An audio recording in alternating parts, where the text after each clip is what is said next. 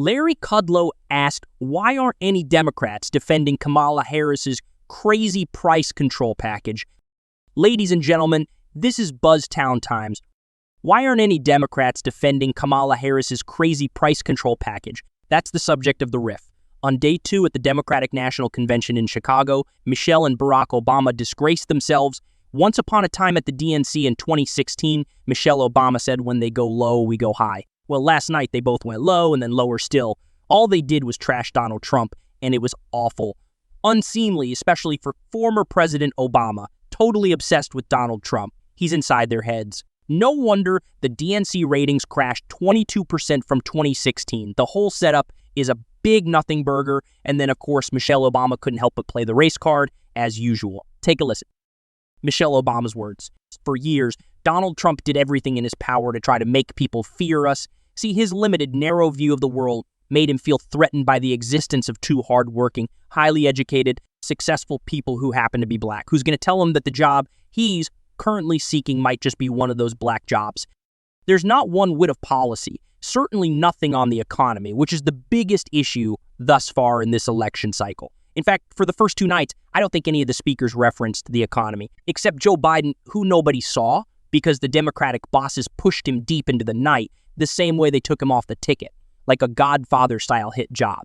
Other than that, nobody talked about the economy or the border. I keep waiting for the Democratic bigwigs to defend Kamala Harris's $2 trillion spending package and her crazy price controls on food and groceries. I mean, this was her big economic speech last Friday, which was uniformly eviscerated by liberals and conservatives, including the left-wing Washington Post, because no one seems to want to bring back Nixonomics. People can talk about Soviet-style controls or Venezuela-style controls, but we had our experiment right here at home with Richard Nixon in the early 1970s, and it was a disaster.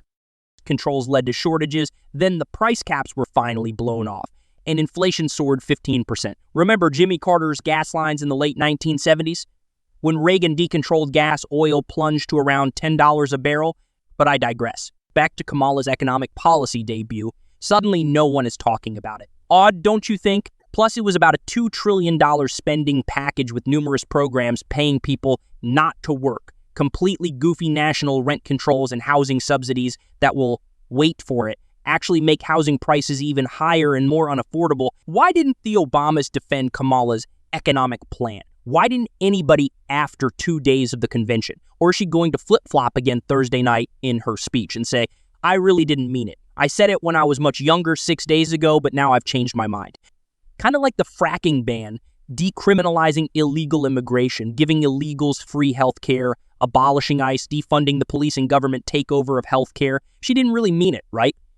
Flip-flop, flip-flop, and let's not forget raising the corporate tax, which will make America uncompetitive and destroy the wages and take-home pay of working folks, or the wealth tax on unrealized capital gains, or the tax hike on stock buybacks, or the higher tax rate on small businesses, all that was in the Biden-Harris budget that came out 5 months ago when Kamala was much younger, and maybe she didn't mean it, but you know what? She personally hasn't denied any of it, and she is stuck with that price control turkey of a speech last Friday. And you know what else? If she ever wins and jacks up all those taxes, spends all that extra money, and keeps the price controls, she will destroy the economy.